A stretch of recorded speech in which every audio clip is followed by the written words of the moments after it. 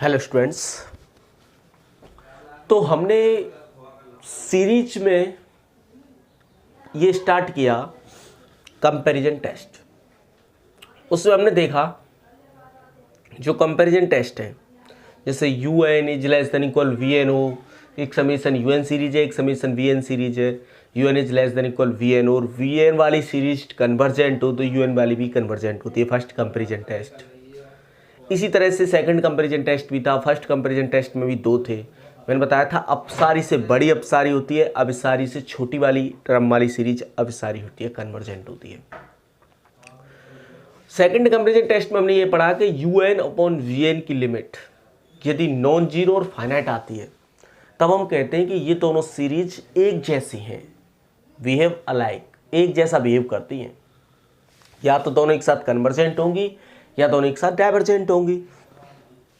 उसमें फिर हमें एक समीशन वी एन जो सीरीज है उसे सहायक श्रेणी बोलना पड़ता है, एक्सिलरी सीरीज या तुलनात्मक श्रेणी, क्योंकि उससे कंपैरिजन करके हम बता रहे हैं। कंपैरिजन टेस्ट है ना, ये कंपैरिजन टेस्ट किसी से कंपैरिजन करके ही बता पाते हैं। तो जो समीशन वी एन सीरीज है उसकी जानकारी हमें पहले से ही होनी चाहिए कि वो कन्वर्जेंट थी कि डाइवर्जेंट थी। उस जानकारी के लिए हम एक टेस्ट पढ़ रहे हैं कि वो हमें सीधी जानकारी दे दिया करेगी, और उस टेस्ट उस सीरीज को बोलते हैं हाइपर हार्मोनिक श्रेणी। Hyper harmonic series. ये जो समेशन यूएन टाइप की सीरीज होती है, थ्योरम डाल के लिख लो। इस टाइप की देखो कैसी श्रेणी समेशन 1 अपॉन एन पी, ये सीरीज कहलाती है हाइपर हार्मोनिक। नीचे पॉइंट पावर लग रही यूपी है ना। पी हाइपर हार्मोनिक श्रेणी कहते हैं, इसे ब्रैकेट में लिख देना। फर्स्ट अभिसारी होती है यदि P इज ग्रेटर देन 1, यदि जो पावर है ना, नीचे है पावर, एक से बड़ी हो, जैसे कि summation 1 upon N to the power 3/2, summation 1 upon N square, summation 1 upon N की पावर 100। ये कन्वर्जेंट है सारी, ये कन्वर्जेंट, ये कन्वर्जेंट, ये कन्वर्जेंट, मतलब नीचे पावर और एक से बड़ी हो, ऊपर नहीं है पावर। सेकंड अपसारी होती है डाइवर्ज या इट इज डाइवर्जेंट इफ यदि P is less than equal 1। जैसे कि बात करें समेशन 1 अपॉन रूट एन, कितनी पावर है 1/2, एक से छोटी है। समेशन 1 अपॉन एन एक के बराबर हो P का मान, P बराबर 1 हो, ये सीरीज है ना। समेशन 1 एन ऊपर चला जाए, -1 हो गई ना भैया, P का मान कितना हो गया, ये से ऐसे ही तो लिखोगे आप, एन इनवर्स है ना। तो एन इनवर्स मतलब 1 अपॉन एन है, और 1 अपॉन एन 1 के नीचे आ गया तो एन ही हो गया ना ये, तो इसको ऐसे लिखोगे और ये -1 पावर बन गई। इस टाइप में लिखनी पड़ेगी आपको सीरीज। इस टाइप में लिख के P निकालो, P कितना आ गया -1, -1 तो एक से छोटा है ना, तो कौन सा केस बना ये, तो अपसारी। तो अब हम सीरीज की शक्ल देख के ही बता दिया करेंगे कि सीरीज कैसी है, अपसारी है कि अभिसारी है, कन्वर्जेंट है कि डाइवर्जेंट है। ठीक है, ये तरीका रहेगा। मतलब इस टाइप की सीरीज को, इस टाइप की, ऐसे नहीं हर सीरीज बता देंगे, तो ये हमारे बहुत हेल्पफुल रहेगी कंपैरिजन टेस्ट में। जब हम कहते हैं ना एक समीशन वी एन सीरीज हमें ऐसी चाहिए जिसका हमें मतलब पहले से ही पता हो कि वो कन्वर्जेंट है कि डाइवर्जेंट है, फिर हम U N upon V N कर लिया करेंगे। लिमिट नॉन जीरो और फाइनाइट आई तो कह दिया करेंगे एक जैसी है, और फिर वी एन को, इसको हम चेक करना जानते ही हैं इससे, तो वो बहुत जल्दी चेक हो जाएगी कि कैसी है। ऐसा केस है तो कन्वर्जेंट, ऐसा केस है तो डाइवर्जेंट। फिर कह दिया करेंगे जो हमें गिवन सीरीज है, जो दी गई मूल श्रेणी है, वो भी फिर कैसी हो जाएगी, उसके जैसी हो जाएगी। ये बहुत हेल्पफुल रहेगी और बहुत इंपॉर्टेंट रिजल्ट भी है, इसको प्रूफ करने के लिए आता है। खूब खूब देखो, केस फर्स्ट या पहला कह लो, जब P इज ग्रेटर देन 1 है ना। वैसे तुम ये जानते हो ये n पॉजिटिव है, n नेचुरल नंबर है, और p कोई भी नंबर है, p बिलोंग्स टू q, कोई भी नंबर, और q क्या, कोई रियल नंबर ही कह लो, r, कोई भी रियल नंबर हो सकती है p, ठीक है। अब देखो जब p एक से बड़ा है तो ये n पॉजिटिव है, और पॉजिटिव नंबर पे तुम पावर लगा के कभी उसे नेगेटिव नहीं कर सकते, ये ध्यान रखा करो। कोई नंबर पहले से पॉजिटिव है 5, इस पर आप कितनी भी पावर लगा लो इसका मान कभी भी नेगेटिव नहीं आएगा, लास्ट 0 आ सकता है, वो भी जबरदस्ती के साथ -∞ पावर लगाकर। बाकी -∞ भी इस दुनिया में विद्यमान नहीं होता, तो ये तो आ जाएगा ऐसे तो 0, लेकिन -∞ होता थोड़ी है जो पावर लगा के 0 ले आए तुम। तो ऐसे कहते हैं कोई संख्या पॉजिटिव है तो वो पावर लगा के कभी भी नेगेटिव नहीं हो सकती, इवन 0 भी नहीं हो सकती। हाँ नेगेटिव है तो पावर लगा के हो सकता है पॉजिटिव हो जाए, जैसे -2 की 2 पावर लगा देते हैं तो 4 आ जाता है। तो नेगेटिव संख्या की पावर्स की बात हम नहीं करते, लेकिन पॉजिटिव संख्या की पावर हमेशा पॉजिटिव ही आती है, चाहे आप पावर नेगेटिव लगाओ चाहे पावर पॉजिटिव लगाओ। 5 की पावर -5 लगाओगे तो नीचे ही तो चला जाएगा बस, अब भी तो है तो पॉजिटिव ही है, तो ये हमेशा पॉजिटिव रहने वाला है। तो सीरीज कैसी है, धनात्मक पदों की सीरीज है, क्योंकि समेशन 1/np धनात्मक पदों की श्रेणी है, और धनात्मक पदों की श्रेणी की हमने एक प्रॉपर्टी पढ़ी है, दिस इंप्लाइज समेशन 1/np के पदों को किसी भी प्रकार समूहित करने पर, लिखा ये नहीं प्रॉपर्टी, किसी भी प्रकार समूहित करने पर उसका अविच्छरण प्रभावित नहीं होता है, अपरिवर्तित रहता है ना, कुछ भी लिख दो।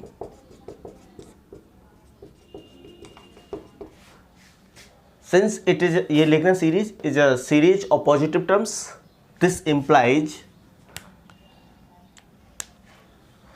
implies ये लिखना, the convergence of this series does not change by the grouping of terms in any manner, किसी भी तरीके से कर लो ग्रुपिंग।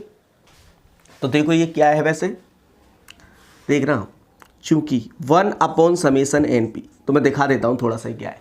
सीरीज खोलते हैं तो n रनिंग फ्रॉम कहां से करता है, 1 to infinity करवाना, n को 1 लिखो तो 1 की पावर p तो 1 ही रहेगा, और 1 से डिवाइड करो तो 1 ही आएगा, प्लस 2 रख दिया, प्लस समेशन प्लस लगाता जाएगा, 3 रख दिया, प्लस 4 रख दिया, एंड सो ऑन। ऐसे है सीरीज, इसमें तो कोई कष्ट नहीं है शायद आपको, सारा ये तो होता ही है। अब देखना ढंग से, मैं इसमें ऐसी ग्रुपिंग कर रहा हूं, 1 को तो यहां छोड़ दो।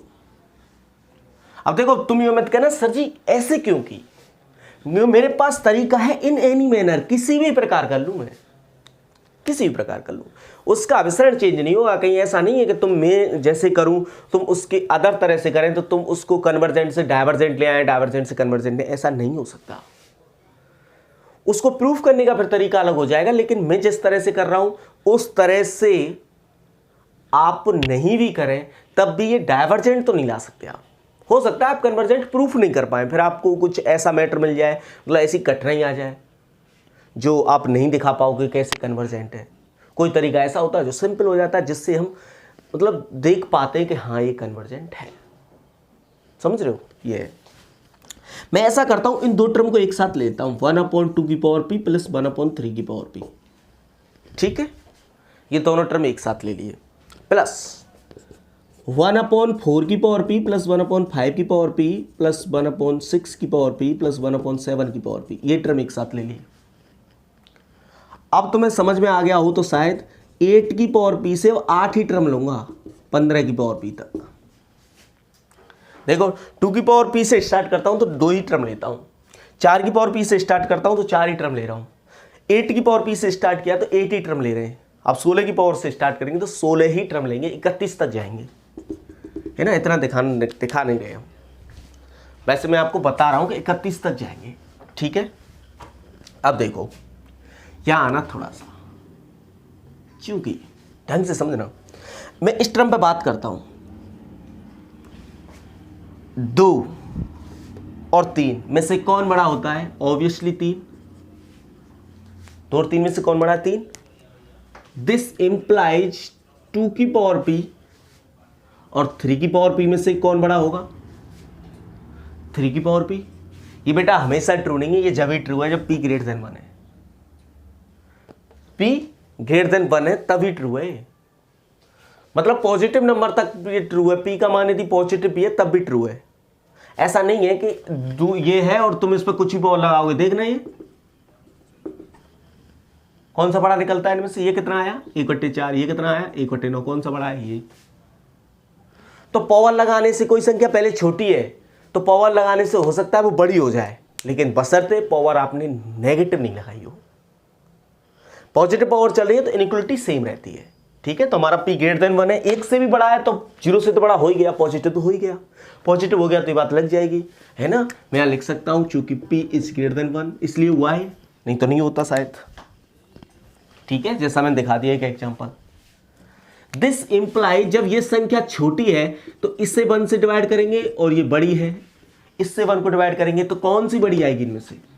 इधर वाली, क्योंकि कब का भाग लगता है तो ज्यादा आता है और ज्यादा का भाग लगता है तो कम आता है। तो 1/2 की पावर p बड़ा है 1/3 की पावर p से। सिमिलरली इसी प्रकार 1/5 की पावर p, सॉरी ये बड़ा है इससे, है ना। अच्छा, तो ऐसे लिखो 1/4 की पावर b, मतलब ये टर्म मैंने दिखा दिया इससे बड़ा है। अब इस पे आ जाओ दूसरे पे, ये पहला वाला टर्म इससे भी बड़ा आएगा। अब आपने देख लिया कि यहाँ जब छोटा रहता है यहाँ बड़ा रहता है तो इधर वाला टर्म बड़ा रहता है जिसमें नीचे छोटा है। तो 4 की पावर p में और 5 की पावर p में नीचे किस में छोटा है? इसमें, तो ये बड़ा हो गया। और 1/4 की पावर p बड़ा है 1/5 की पावर 6 की पावर p से भी, 1/7 की पावर p से भी, इन तीनों से बड़ा है ये वाला टर्म। ठीक है, तो मैं इसको देखना ऐसे लिखूं समेशन 1/n p। अब यहां बराबर तो नहीं लगाऊंगा, देखना क्या कर रहा हूं मैं। 1 लिख दिया, अभी तो बराबर चल रहे हैं, देखो 1 प्लस ये 1/2 की पावर p है, अभी बराबर चल रहे हैं। अब मैं 1/3 की पावर p नहीं लिख रहा क्योंकि मुझ पे इसका जोड़ नहीं हो रहा। तुम समझो मेरी चीज को, मैं अभी तो इसको प्रूफ करना चाह रहा हूं ना, तो इसको डायरेक्ट तो काम में ले नहीं सकता। आगे चल के तो हम पे इसकी ये थ्योरम आ जाएगी तो डायरेक्ट काम लिया करेंगे, लेकिन अभी तो मेरे पास वही तरीका है सम निकालने का, जोड़ निकालने का। जैसे मैंने ज्योमेट्रिक सीरीज की थी, जोड़ ही निकाल के। जोड़ हमेशा तो नहीं मिलेगा, तो अब उसमें कुछ खुरापाती कर रहे हैं कि जोड़ चलो नहीं मिल रहा, कुछ ऐसा वैसा करके देख रहे हैं। देखो क्या कर रहे हो, मैं 1/3 की जगह 1/3 टू द पावर p पर 1/ ये रख रहा हूँ 2p। तो कौन सा ज़्यादा है? ये तो कम था ना, ज़्यादा तो ये था, तो मैंने ये रख दिया तो मतलब ज़्यादा रख दिया। ज़्यादा रख दिया तो अब ये बराबर नहीं हो गया, कैसा हो गया? बड़ा। कैसा हो गया? बड़ा। और ये लगाना चाहो तो लगा सकते हो आप, क्योंकि इसमें वो तो समाहित है। लेस देन इक्वल में दोनों चीज होती है, इसका मीन्स तुम इसे बोलते भी क्या हो? लेस देन और इक्वल, और ओ आर आता है इक्वल्स टू, बोलते हो ना। मतलब इसमें और का ये भी होगा तब भी सही है, ये भी होगा तब भी। अभी तो कहते हैं 3 इज लेस देन इक्वल 3 सही है, सही है। 2 इज लेस देन इक्वल 3 सही है, सही है। 3 इज ग्रेटर देन इक्वल 3 सही है, सही है, क्योंकि यहाँ बराबर है, यहाँ बराबर है, यहाँ लेस देन है।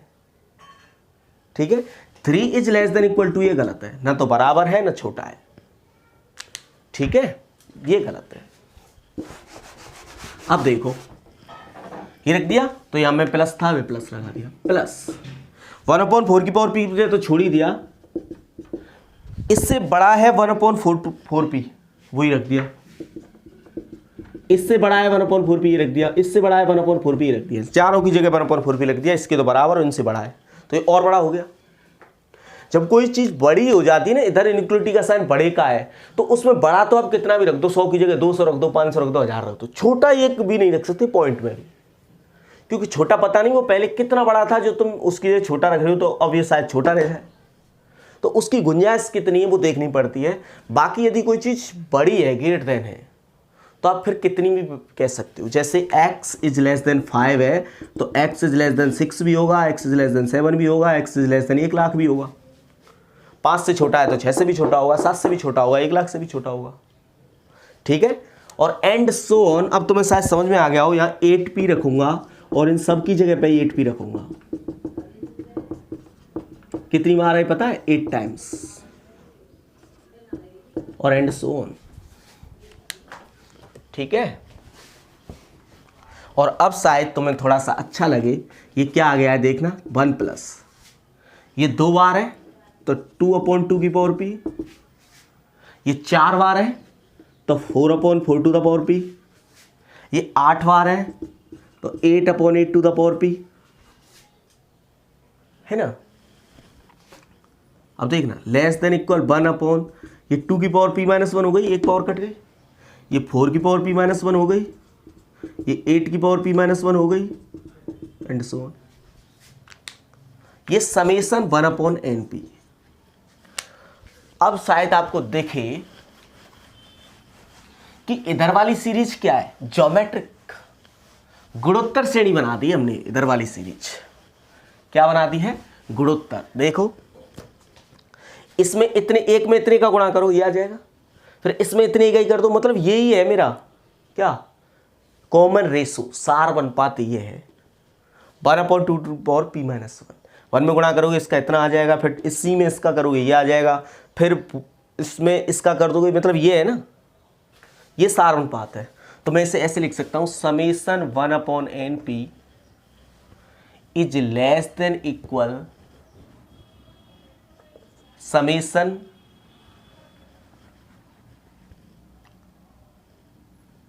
1/2 की पावर p -1।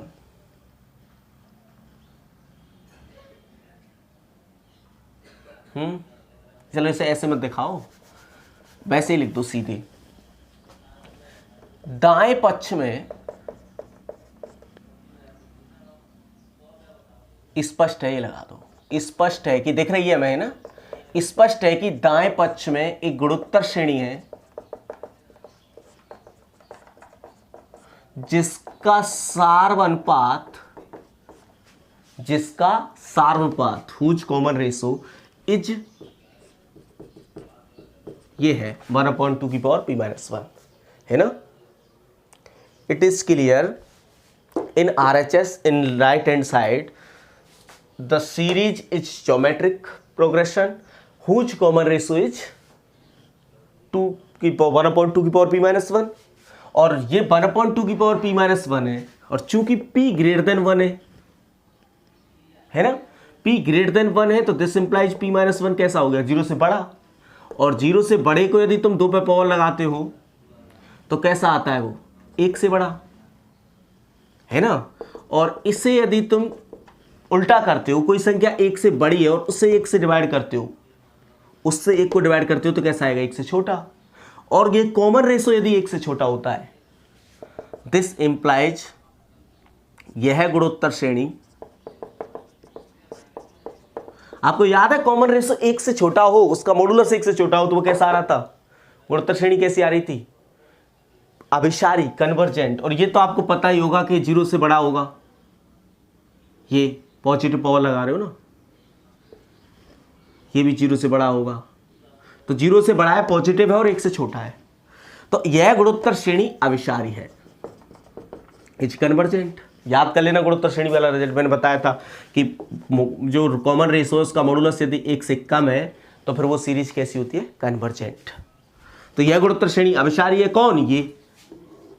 अब इसके पूरे सम से छोटा आ रहा है इसका सम, प्रथम तुलना परीक्षण, अतः तथा, ये और याद दिला दो उसे, summation 1/np less than equal 1 plus this and so on. अतः प्रथम तुलना परीक्षण से, प्रथम तुलना परीक्षण ये कहता है कि यदि सीरीज का सम, इस समेशन UN सीरीज हो, एक दूसरी सीरीज हो, उस सीरीज का सम लेस देन इक्वल आ रहा है इस सीरीज से, अतः प्रथम तुलना परीक्षण से समेशन 1/np जब p ग्रेटर देन 1 अभिसारी है, इज कन्वर्जेंट। इसी तरह p is less than equal 1 के लिए देखना है, तो केस सेकंड डालो जब p is less than equal 1, है ना। अब लेस देन इक्वल 1 में क्या किया, हटा रहा हूं, है ना, इस पे ही काम कर लेंगे। केस सेकंड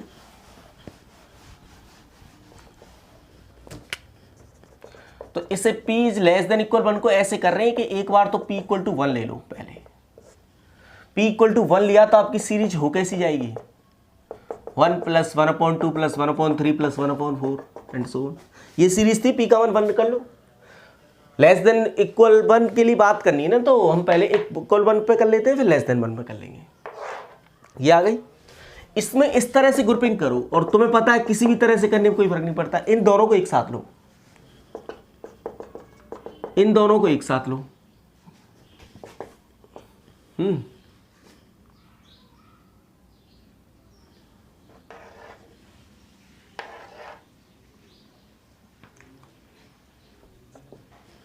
देखो ये दिखाएंगे, ये 1/2 से बड़ा है, तो मैं यदि यहाँ 1/2 रखूं इसकी जगह पे, तो मैं कैसा रख रहा हूं, छोटा छोटा रख रहा हूं ना मैं, तो ये इधर वाला टर्म कैसा हो गया फिर बड़ा, मतलब अब तो मैं छोटा रख रहा हूं, तो ये जो रख रहा हूं वो तो लेस देन इक्वल हो गया ना। तो समेशन 1/NP जो ये थी वो कैसी हो गई, बड़ी है बराबर। ठीक है, मैं इसकी जगह पे छोटा रख रहा हूं प्लस। अब इनकी जब छोटा ही रखता चलूंगा, 1/3 और 1/4 में से कौन छोटा है, 1/3 और 1/4 में से। देखो इसे ऐसे करो ग्रुपिंग इसकी इस तरह से, 1/3 1/4 1/5 नहीं, ऐसा कर लो, ये 1 से बड़ा, तो इसकी जगह तो 1 रख दो, इन्हें 2 टर्म रहने दो, और यहां फिर 4 टर्म ले लो। अब की बार 9 से 16 तक लेने, अब भी 8 ही हैं, लेकिन 9 से 16 पहले क्या कर रहे थे, 8 से मतलब ऐसे 8 से जा रहे थे 15 तक, उधर वाले इधर वाले से स्टार्ट कर रहे थे, 4 से गए थे 7 तक, लेकिन अब की बार 3 से 4 तक, ऐसे 5 से 8 तक, लास्ट वाले पे वो संख्या आती है। ठीक है, और ऐसे 16 तक जाएंगे, लेकिन वो कहां से, 9 से। ठीक है, ये 1 से बड़ा है, तो मैं इसकी जगह 1 रख रहा हूं, तो छोटा ही तो रख दिया मैंने। अब मैंने 1/4 है, ये तो 1/3 की जगह मैं 1/4 रखता हूं, तो मैंने बड़ा रखा छोटा छोटा।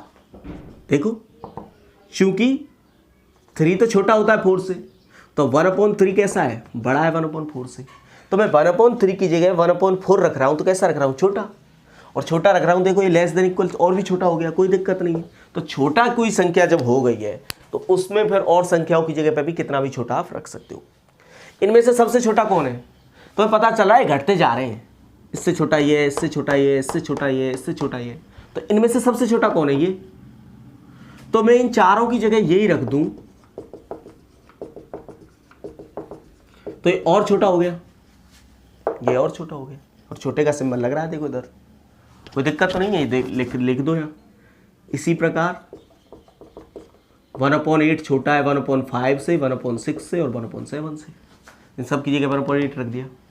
तो जो आपकी समेशन 1/n है, p तो भले ही हटा दो, तो p तो 1 हो गई, तो समेशन 1/n, चलो p लगने दो, p बराबर 1 ऊपर लिख रहा है, इज ग्रेटर देन इक्वल, ये तो 1 हो गया, 1/4 1/4 2 बार जुड़ेगा तो 2/4, 1/8 4 बार जुड़ेगा तो 4/8, ऐसे ही 1/16 1/16 1/16 8 बार जुड़ेगा, एंड सो ऑन। और ये क्या है देखना, 1 प्लस ये 1/2, ये 1/2, ये 1/2, 1/2 एंड सो ऑन। अच्छा इसे भी 1/2 कर ले, 1 दिक्कत कर रहा है, इसे वही कर लो 1/2, कि ये बड़ा है 1/2 से। ठीक है, मतलब ये बड़ा है ना 1/2 से, तो मैं इसकी जगह 1/2 रखूँ चाहे 1 रखूँ, ये रहना छोटा ही है, क्योंकि 1.5 है, तो इसे 1/2 कर लोगे तो थोड़ी तुम्हें सरलता मिल जाएगी। ये सीरीज कैसी बन गई, फिर दोबारा जीपी है नहीं, इसमें 1 का गुणा करो पहले टर्म में, ये आ जाएगा, इसमें 1 का गुणा करो ये आ जाएगा, इसमें 1 का गुणा करो ये आ जाएगा, इसमें 1 का गुणा करो ये आ जाएगा, इससे आ जाएगा। तो ये है एक जीपी है, इधर ही ऐसे ही लिख देना, जिसका सार अनुपात उच कॉमन रेशो इज 1, जिसका सार अनुपात 1 है, अतः यह अपसारी है, हेंस इट इज डाइवर्जेंट। आपको पता होगा सार अनुपात 1 होता है किसी ज्योमेट्रिक प्रोग्रेशन का, तो फिर वो सीरीज कैसी होती है, डाइवर्जेंट, है ना। और वो सीरीज डाइवर्जेंट होती है, तो ये तो डाइवर्जेंट से भी ये सीरीज है, इस सीरीज के सम से भी बड़ा आ रहा है इसका सम। तो अतः प्रथम तुलना परीक्षण से, hence by first comparison test, summation 1/n p जब p इक्वल टू 1, है ना। वैसे तो ये समेशन 1/n ही बन गई है, अपसारी है, ठीक है। अब आ जाओ केस थर्ड, जब p is less then 1, p जब 1 से छोटा है, when p is less then 1। अब देखना ढंग से, तो समेशन 1/n p और समेशन यहां मैं 1/n लिख रहा हूं, ठीक। 1/np में से और 1/n में से कौन बड़ा है बता दो, 1/np में से और 1/n में से कौन बड़ा है। ये कारण देखो, क्योंकि n और n तो बराबर हैंगे, या ऐसे समझ लो np और n, ये p कैसा है, 1 से छोटा, तो p 1 से छोटा है तो समझो 1/2 1/3 तुम रूट ले रहे हो, क्यों ले रहे हो, 1/4 1/5 कुछ भी हो, तो 1 से छोटी पावर लगा रहे हो तो संख्या कैसी हो जाती है, छोटी हो जाती है उससे। तो 1/np छोटा हो जाएगा 1/n से, और 1/np छोटा हो जाएगा np छोटा हो जाएगा n से, तो 1/np बड़ा हो जाएगा 1/n से, वही तो लिख रहा है। अब समेशन लगा दिया मैंने बस, मतलब इस सीरीज का हर टर्म उस सीरीज के करस्पॉन्डिंग टर्म से बड़ा आ रहा है ना। और ये सीरीज कैसी है, अपसारी, अभी टेस्ट करके आए हो आप, ये सीरीज कैसी है, अपसारी, है ना, ठीक है। ये सीरीज अपसारी है, अभी देख लिया स्थिति सेकंड में, किस सेकंड में, ये सीरीज अपसारी, इस सीरीज के सम से भी बड़ा है इस सीरीज का सम, तो ये सीरीज भी कैसी होगी, अपसारी, क्योंकि के सेकंड से समेशन 1/n अपसारी है, अपसारी श्रेणी है, सिंस बाई के second summation 1/n divergent series. अतः प्रथम तुलना परीक्षण से, so by first comparison test, summation 1/np जब p इज लेस देन 1 अपसारी है, इज डाइवर्जेंट। बात खत्म। ये होता है हाइपर हार्मोनिक सीरीज का प्रूफ। अब देखो हम इसका यूज किस तरह करते हैं, इतने सारे सवाल करता है ये, और ये आता रहेगा हर बार, कंपैरिजन टेस्ट काम में आता है। हालांकि इसको प्रूव करने में हमने कंपैरिजन टेस्ट ही काम में लिया है, लेकिन वो फर्स्ट वाला लिया है, तो फर्स्ट वाला कंपैरिजन टेस्ट भी काम आता है, लेकिन इतना नहीं जितना सेकंड आता है। फर्स्ट वाले से भी काफ़ी प्रूफ होते हैं, जैसे ये ही हुआ।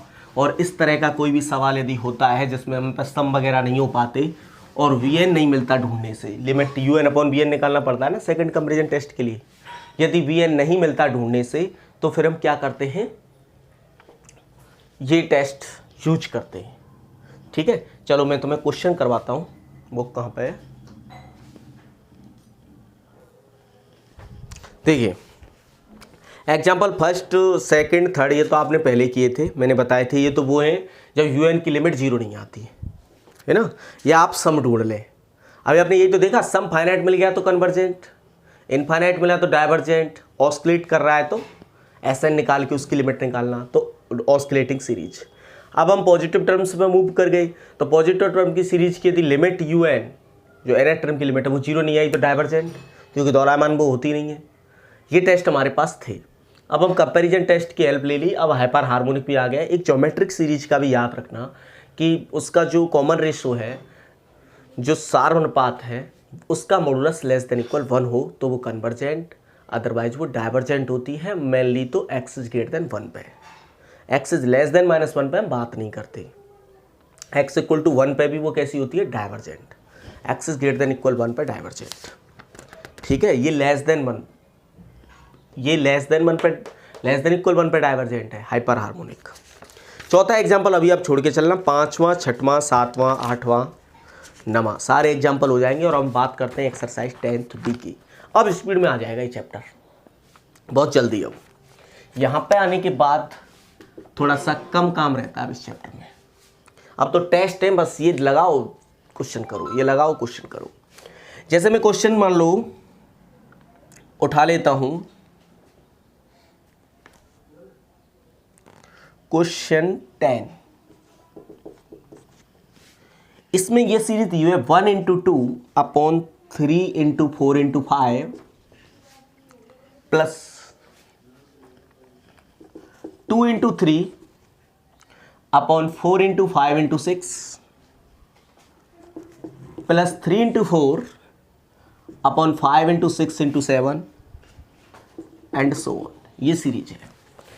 देखो एक तो इस सीरीज में आप ये चीज सीख लीजिए कि nth टर्म जो निकालना होता है ना वो बहुत इंपॉर्टेंट है। आपको nth टर्म निकालना सीखना पड़ेगा।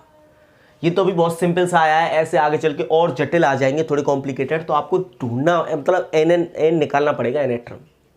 तो इस सीरीज को यदि मैं ऐसे समेशन यूएन मानूं, माना दी गई श्रेणी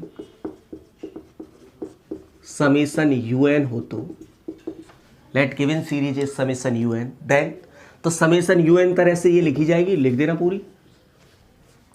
तो क्या आ गया यूएन बताओ। समेशन बना मतलब समेशन टाइप में सीरीज लिखने आना चाहिए। अब समेशन टाइप में सीरीज जब भी लिखी जाती है जब आप nth टर्म यहाँ मिले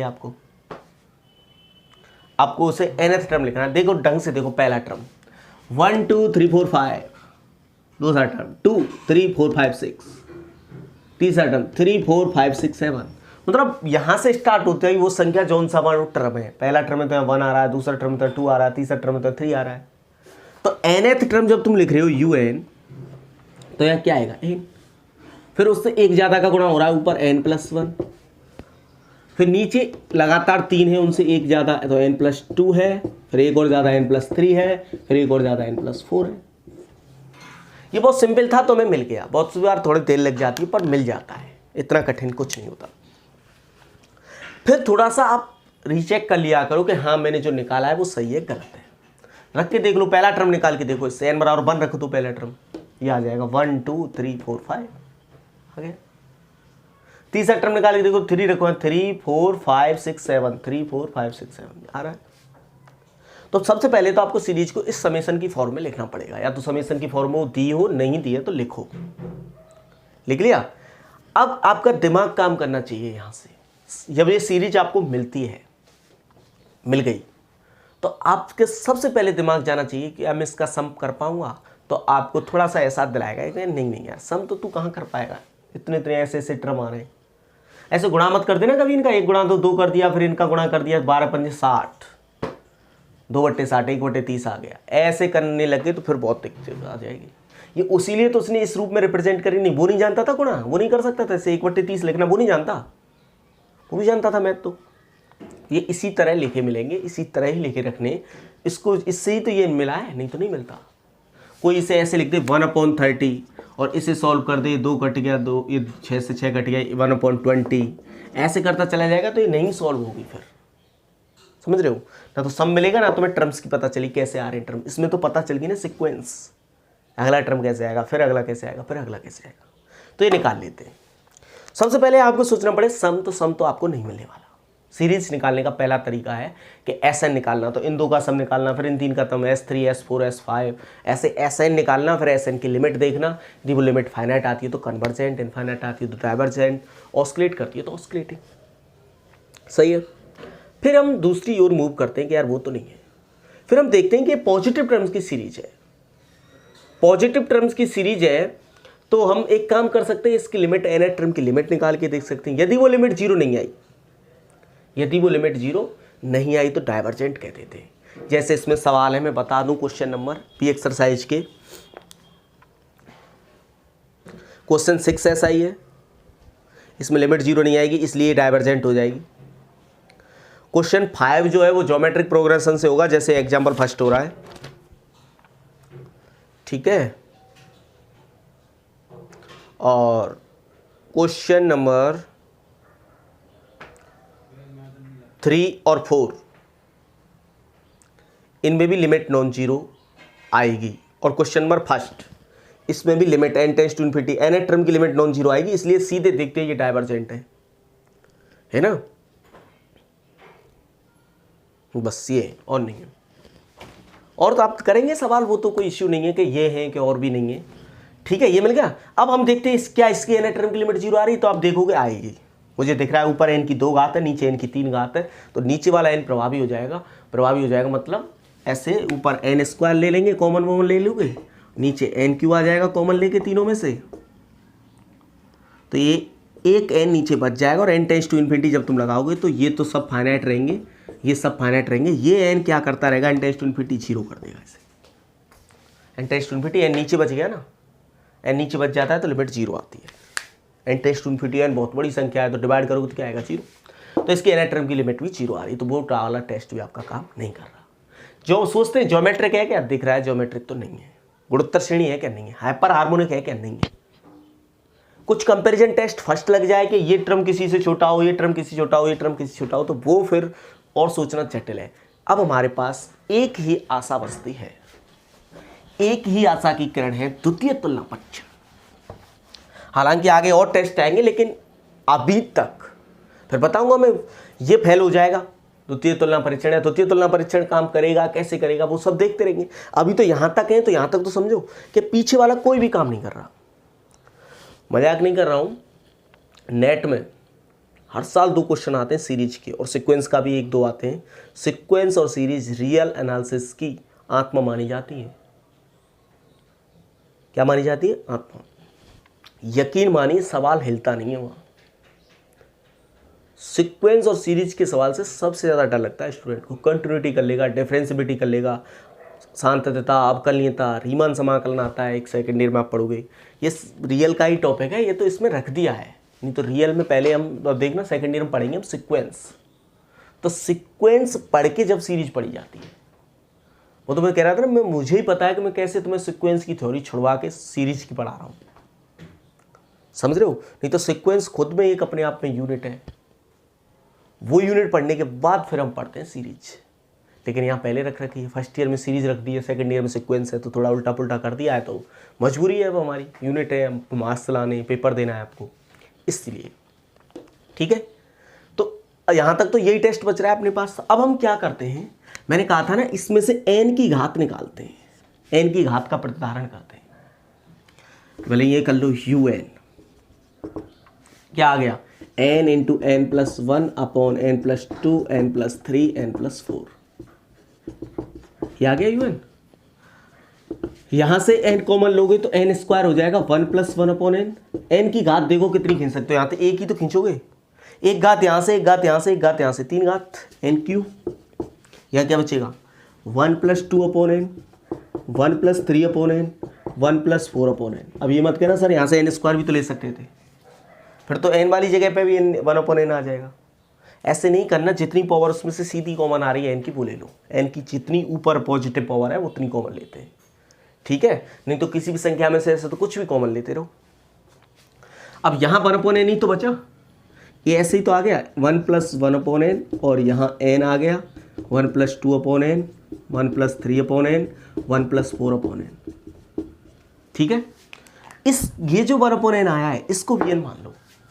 माना सहायक श्रेणी let auxiliary series summation Vn इस प्रकार है कि, ये लाइन हर बार लिखनी है, let auxiliary series summation Vn such that, इस प्रकार है कि Vn equal to n term लिखा जाता है इसका 1 अपॉन n। ये ले लिया, n की पावर जो इसमें बचती है, चाहे रूट n बचे, चाहे ऊपर बचे, चाहे नीचे, कैसे भी बच रही है, 3n की पावर 3/2, n की पावर 5, n की पावर 6, कुछ भी बच रही है, वो कॉमन, वो टर्म Vn में बेच दिया करो, और ये लाइन लिख दिया करो कि हमने जो एक्सिलरी सीरीज है वो इस तरह से लिए कि इसका nth टर्म जो आप लेना चाहते हो 1 अपॉन n है। और अब पहुंच जाओ limit n tends to infinity un upon Vn। तो un तो ये है, Vn तुमने लिया ही 1 अपॉन n है, इस पावर को ही तो हटाया है यहाँ से, तो 1 अपॉन n से तो 1 अपॉन n कट ही जाएगा, un अपॉन Vn करोगे तो इसे कैंसिल करने के लिए लेते हैं वो। अब लिया तो limit n tends to infinity, क्या बचा 1 प्लस 1 अपॉन n, और नीचे 1 plus 2 upon n, 1 plus 3 upon n, 1 plus 4 upon n। N tends to infinity करोगे तो 2/अनंत 0, 3/अनंत 0, 4/अनंत 0, 1/अनंत 0, तो ऊपर तो 1 बचा और यहाँ 1 इंटू 1 इंटू 1, 0 हो गया, 0 0, तो क्या आ गया 1। अशून्य परिमित है या नहीं है? अशून्य परिमित संख्या, नॉन जीरो फाइनाइट नंबर बताई थी मैंने कि अशून्य आनी चाहिए, परिमित संख्या आनी चाहिए। दिस इंप्लाइज समेशन un तथा समेशन vn एक साथ या तो अविषारी होंगी या अपसारी होंगी। याद नहीं है? ब्रैकेट में लिख देना वाली द्वितीय तुलना परीक्षण से, by second comparison test. This implies summation un and summation vn both are converge, both are either converge or diverge together। ठीक है, बाई सेकंड कंपैरिजन टेस्ट, द्वितीय तुलना परीक्षण से। और चूंकि समेशन 1/, ये जो आपको सीरीज दे रही थे vn कैसी है? vn equal to 1/n, hyper harmonic श्रेणी है,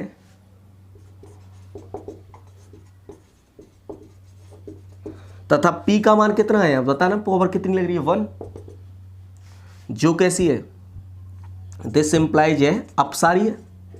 आपको याद होगा p लेस देन इक्वल 1 के लिए कैसी? अपसारी।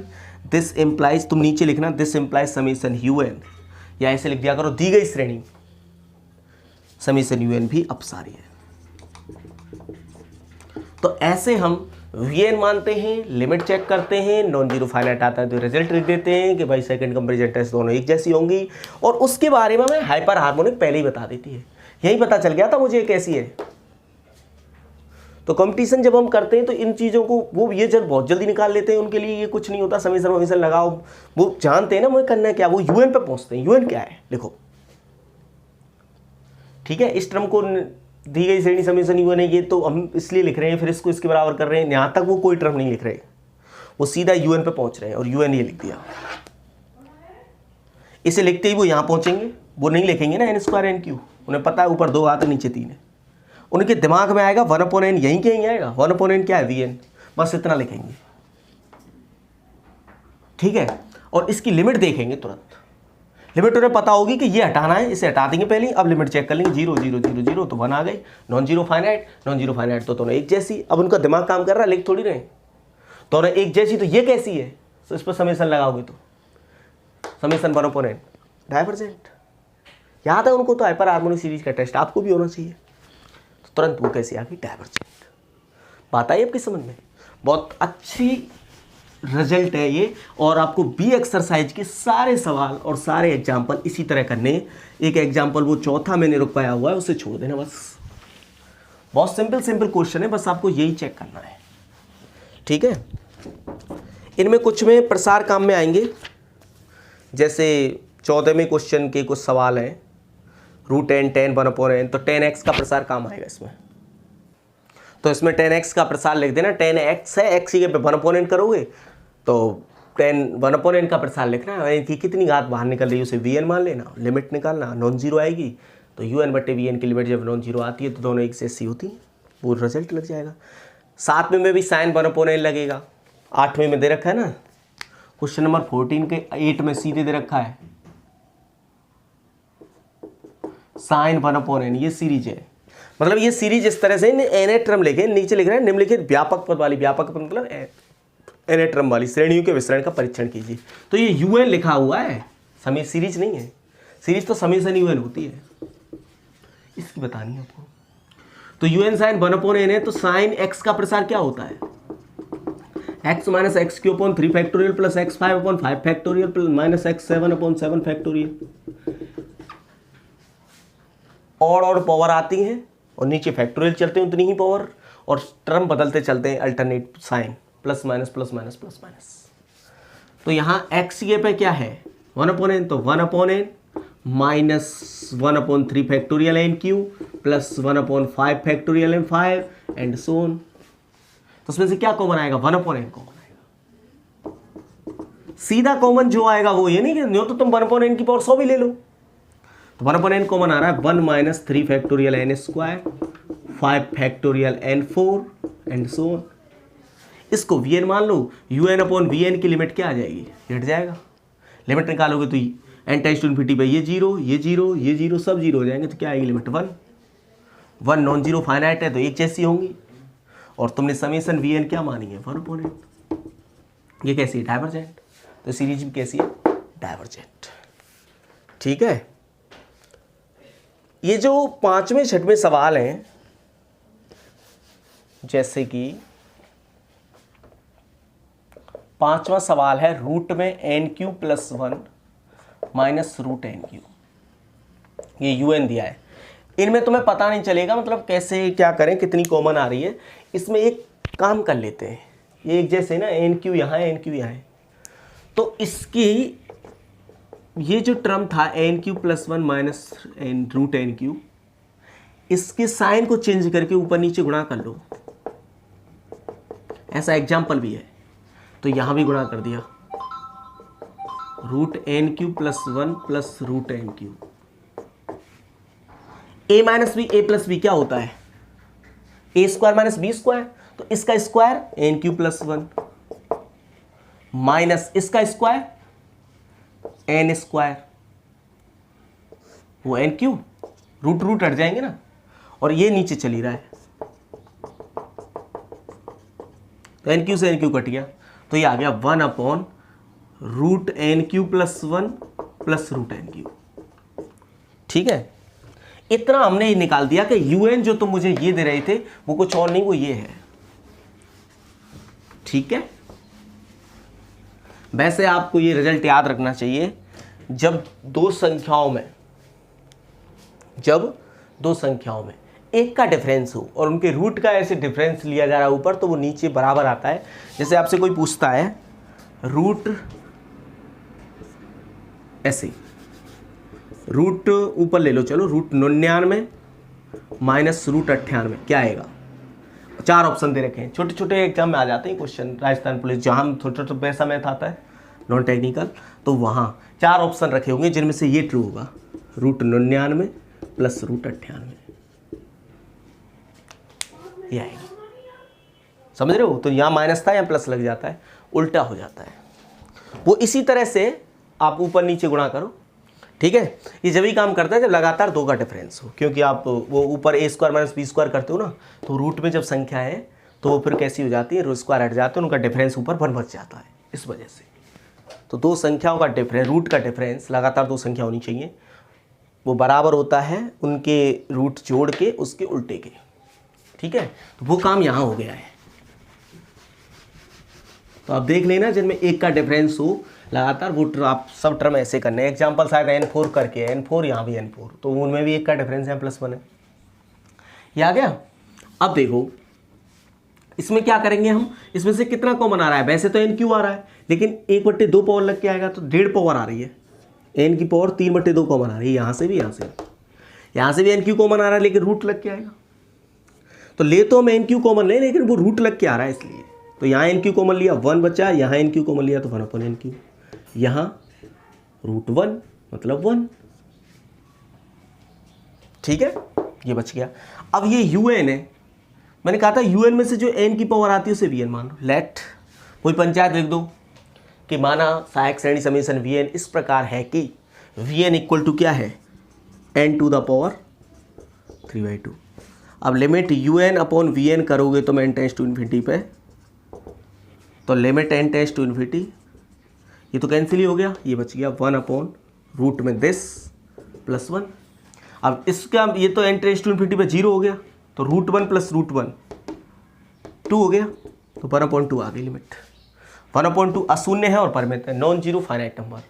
नॉन जीरो फाइनाइट है तो दोनों एक जैसी हैं, और ये हाइपर हार्मोनिक है, ये कैसी है, समेशन लगाओगे तो ये सीरीज कैसी है, कन्वर्जेंट, क्योंकि p का मान कितना है 3/2, 1 से बड़ा है, कन्वर्जेंट है, तो ये सीरीज भी कैसी है फिर, कन्वर्जेंट। तो आपको ऐसे करके सारे क्वेश्चन और एग्जाम्पल करने हैं। ठीक है, करिए, और जो भी डाउट हो मुझे सेंड करना। Thank you, best of luck.